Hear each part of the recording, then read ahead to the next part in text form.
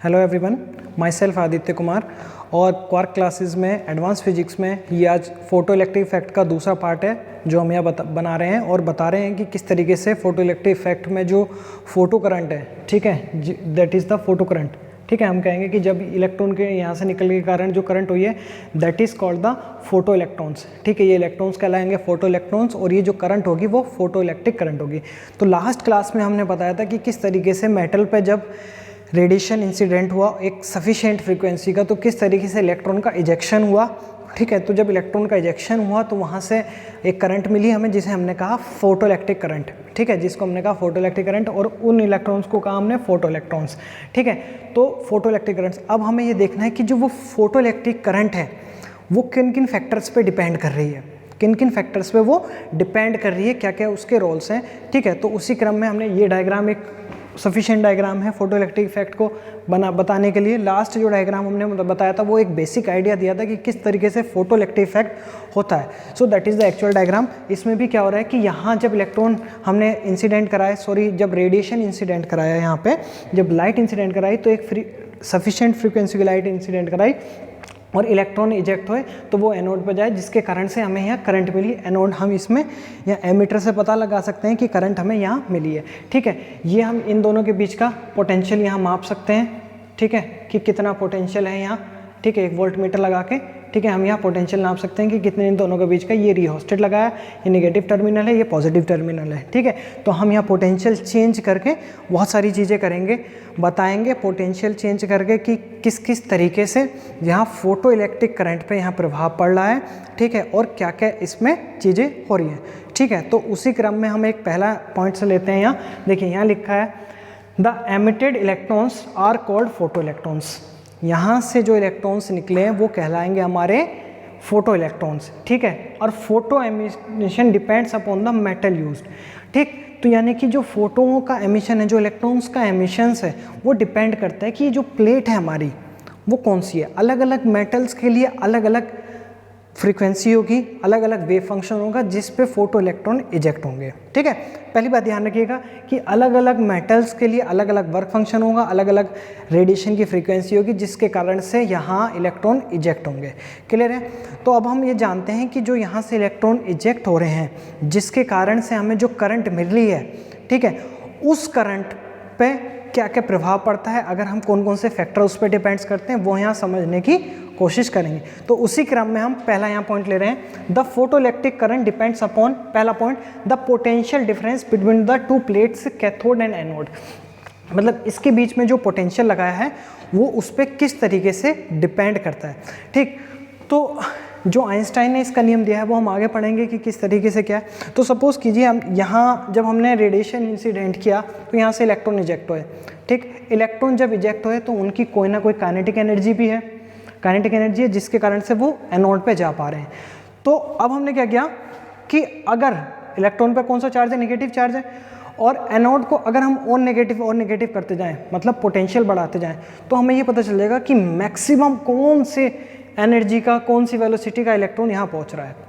ठीक है, सो जब यहाँ इलेक्ट्रॉन आना बंद हो जाएगा that is called the stopping potential, that is called the stopping potential. मतलब कि जब, ठीक है, काइनेटिक एनर्जी किसकी, इलेक्ट्रॉन की, ध्यान दीजिएगा, kinetic energy of electron equal to half M V max का स्क्वायर। ठीक, अब हमने पोटेंशियल लगाया, अब हमने मतलब काइनेटिक एनर्जी किसके बराबर होगी, पोटेंशियल, इलेक्ट्रॉन वोल्ट। हमने पोटेंशियल अप्लाई कर दिया, मतलब अब इस पोटेंशियल पे हमें देखना है कि कौन सी मैक्सिमम वेलोसिटी का इलेक्ट्रॉन यहाँ पहुँचा है।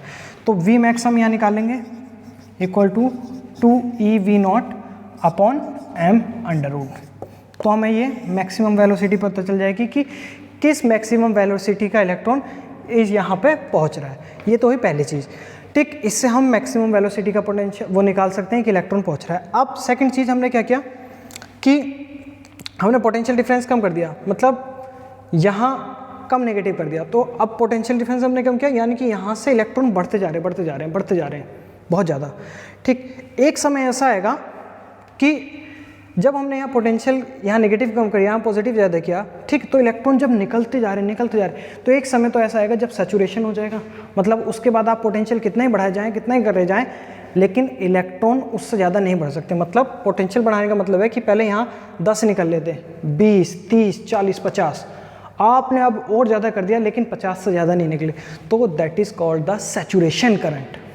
That is called the saturation current for particular frequency, that is called saturation. इसका ग्राफ किस तरीके से होगा मैं बताने की कोशिश करता हूँ। इसका जो ग्राफ होगा ये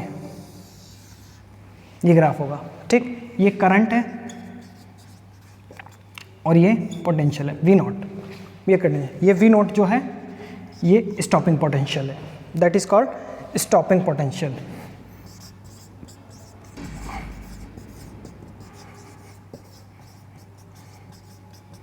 that is called stopping potential. मतलब इसका कहने का यहाँ मतलब है कि देखिए धीरे धीरे हमने पोटेंशियल बढ़ाया और अब यहाँ पे जाके इतना पोटेंशियल आ गया है कि यहाँ पे आप देख रहे हैं कि अब यहाँ पोटेंशियल कितना ही बढ़ाते जाएं, कितना ही पोटेंशियल बढ़ाते जाएं, करंट क्या है, saturation. So that is called the saturation condition, ठीक है। अब इसी में हम सेकंड पॉइंट पढ़ते हैं। ओके, अब हम स्टार्ट करते हैं सेकंड पॉइंट की photo electric current depends upon the effect of intensity. अब हमने क्या किया कि जो सोर्स है उसकी फ्रीक्वेंसी तो हमने सेम रखी, लेकिन अब इंटेंसिटी बढ़ा दी और हमने एक पोटेंशियल फिक्स कर दिया था कि इस पोटेंशियल पे maximum number of the electron eject हो रहे हैं, ठीक है, maximum number of the electron anode पे पहुंच रहे हैं, sorry maximum number of the electron eject anode पे पहुंच रहे हैं, उससे ज़्यादा नहीं पहुंचते। अब हमने क्या किया, इंटेंसिटी बढ़ा दी। इंटेंसिटी बढ़ाने का मतलब कि जो सोर्स है उससे number of the photons per unit time per unit area ज़्यादा गिर रहे हैं। पहले अगर 10 इंसिडेंट हो रहे थे तो अब 50 हो रहे हैं। तो हमने उसके लिए अलग अलग कर्व देखे, हमने देखा कि जब इंटेंसिटी ये है, ठीक है, जब इंटेंसिटी हमने पहले यहाँ रखी तो हमने देखा करंट ये गई, फिर हमने इंटेंसिटी बढ़ाई, हमने देखा करंट और ज़्यादा गई, जब इंटेंसिटी बढ़ाई फिर करंट और ज़्यादा गई, यानी कि नंबर ऑफ द फोटोन ज़्यादा इंसिडेंट हो तो नंबर ऑफ द इलेक्ट्रॉन ज़्यादा हो। सपोज कीजिए यहाँ 10 हुए थे, यहाँ 50 हुए और यहाँ 100 हुए, लेकिन एक सबसे कॉमन चीज़ जो है उसमें कि यहाँ करंट तो चेंज हो रही है, करंट बदल रही है इंटेंसिटी बढ़ने पे, लेकिन जो स्टॉपिंग पोटेंशियल है, स्टॉपिंग पोटेंशियल वो सेम है, वो चेंज नहीं हुआ।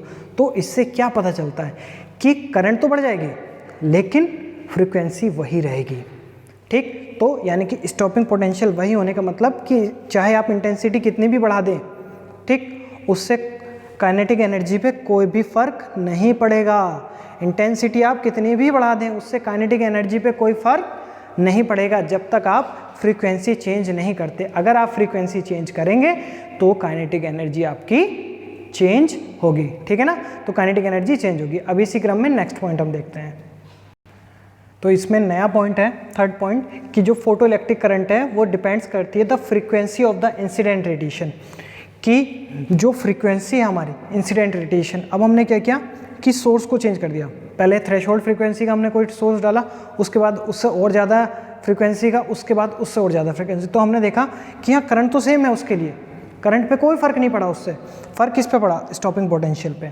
यानी कि जो काइनेटिक एनर्जी है इलेक्ट्रॉन की वो चेंज हो गई है। सपोज कीजिए न्यू1 फ्रीक्वेंसी के लिए ये आया है, न्यू2 के लिए ये आया, न्यू3 के लिए ये आया है, और करंट क्या है वो बिल्कुल सेम है। मतलब अब हमने क्या किया कि जैसे ही यहाँ फोटोन इंसिडेंट कराए हैं तो करंट तो उतनी निकल रही है, करंट में कोई चेंज नहीं है, लेकिन यहाँ जो पहुँच रही है इलेक्ट्रॉन की जो वेलोसिटी है यहाँ बहुत तेज़ है। मतलब कि पहले के जब अगर हमने सपोज कीजिए एनोड वाली साइड नेगेटिव पोटेंशियल हमने यहाँ बढ़ा दिया, जब हमने यहाँ नेगेटिव पोटेंशियल बढ़ा दिया, ठीक, तो हमें पता चला कि हमें पहले न्यू1 फ्रीक्वेंसी के लिए देखा हमने वी नोट आया, मतलब ठीक, फिर न्यू2 के लिए लिखा वी2, मतलब अब हमें स्टॉपिंग पोटेंशियल अगर सपोज कीजिए कि यहाँ 10 इलेक्ट्रॉन वोल्ट था तो अब हमें न्यू2 के लिए कितना करना पड़ा होगा, 10-12 इलेक्ट्रॉन वोल्ट। ये सिर्फ एक एग्जांपल है कि 12 इलेक्ट्रॉन, मतलब अब जो इलेक्ट्रॉन्स की फ्रीक्वेंसी, जो इलेक्ट्रॉन की वेलोसिटी है वो पहले वाले से ज़्यादा है, तो इसलिए वी नॉट 2 आया है यहाँ पे स्टॉपिंग पोटेंशियल। इसी तरीके से ये होगा, यानी कि तीसरे वाले के लिए सपोज कीजिए 15 इलेक्ट्रॉन वोल्ट होगा,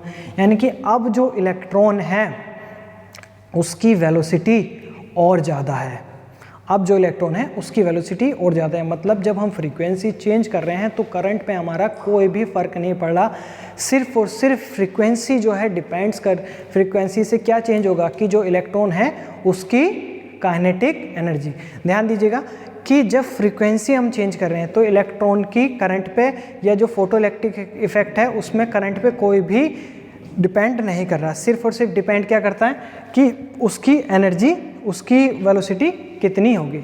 ठीक है ना, समझ रहे हैं। तो इसी उसमें हम नेक्स्ट पॉइंट अभी करेंगे, फोर्थ पॉइंट। तो इसमें ही नया पॉइंट है कि द फोटो मेटल यूज्ड, कि हम जो इंसिडेंट करा रहे हैं रेडिएशन, वो किस तरह की जो मेटल शीट है हमारे पास, किस मेटल शीट पे हम ये करा रहे हैं। ठीक है, तो अलग अलग मेटल शीट के लिए अलग अलग थ्रेशोल्ड फ्रीक्वेंसी होगी। ठीक है, उसका अलग अलग पोटेंशियल होगा। ठीक है, तो ये बहुत बेसिक चीज़ है कि फोटो मेटल पर डिपेंड करेगा। जिस तरह का फोटो मेटल्स होगा उसी तरह का आपका वर्क फंक्शन होगा। वर्क फंक्शन मतलब कि उसको कितनी मिनिमम एनर्जी चाहिए। वर्क फंक्शन का मतलब है मिनिमम एनर्जी उसको कितनी चाहिए इलेक्ट्रॉन को इजेक्ट होने के लिए। ठीक है, इसमें मैं एक चीज़ आपको बताना चाहता हूँ कि ये बेसिकली एक तो ये ग्राफ है। ये ग्राफ किसके बीच में है? ये स्टॉपिंग पोटेंशियल और फ्रीक्वेंसी के बीच में ये ग्राफ है। ठीक है, स्टॉपिंग पोटेंशियल और फ्रीक्वेंसी के बीच में ये ग्राफ है। अब मैं इसमें बताऊँगा कि किस तरीके से डिपेंड कर रहा है कि अगर आप जो मेटल लेते हैं, अगर आपका जो मेटल है वो ज़्यादा एटॉमिक नंबर का है तो उस पर वो किस तरीके से डिपेंड करेगा। देखिए, ये मैं एक कॉन्फ़िगरेशन यहाँ बनाने की कोशिश करता हूँ कि ये न्यूक्लियस है। ठीक है, ये इलेक्ट्रॉन चारों ओर रिवॉल्व कर रहे हैं, 2 यहाँ, 4 5 6 और सपोज कीजिए 2 एन का हम ले लेते हैं। तो ये फ्री इलेक्ट्रॉन है, मतलब इलेक्ट्रॉन को अब यहाँ से रेडिएशन आएगा। ठीक है, जिसे हम फोटो इलेक्ट्रॉन, तो वो इसको हिट करेगा और तब ये फ्री हो जाएगा। ठीक है, तो यानी कि जितने यहाँ से जितना दूर यहाँ इलेक्ट्रॉन होगा उतना ही हमें कम एनर्जी का फोटोन यूज़ करना पड़ेगा, उतना ही कम एनर्जी का रेडिएशन, कम एनर्जी की फ्रीक्वेंसी का रेडिएशन यहाँ यूज़ करना पड़ेगा, और जहाँ से इलेक्ट्रॉन बहुत ही आसानी से इजेक्ट हो सकता है। ठीक है, तो हमें इसमें ये भी, जब ये एक्सपेरिमेंट हम परफॉर्म करते हैं तो बेसिकली ये परफॉर्म किया जाता है जिन मेटल्स पे कि जिनकी जो वर्क फंक्शन है वो कम ही हो, ज़्यादा ना हो, और ज़्यादातर हम इसको विजिबल रेंज में भी यूज़ करते हैं, अल्ट्रावायलेट, एक्सरे, यूवी सब में हम यूज़ करते हैं। So that was the basic introduction of the photo electric effect and, और ये जो आज का लेक्चर था ये बेसिकली उस पर डिपेंड था कि किस तरीके से जो आपके यहाँ से इलेक्ट्रॉन्स के कारण जो करंट निकल रही है वो कौन कौन से फैक्टर्स पे डिपेंड करती है, कैसे वो वर्किंग करती है, क्या क्या उसके ग्राफ हैं। तो हमने ये बेसिक तरीके से, बहुत ही अच्छे तरीके से समझाने की कोशिश की है ग्राफिकली। अगर फिर भी आपको लगता है नहीं समझ में आया तो आप कमेंट करके बता दीजिएगा, मैं उस पर और सेपरेट वीडियो या कमेंट में ही आपका आंसर दे दूंगा।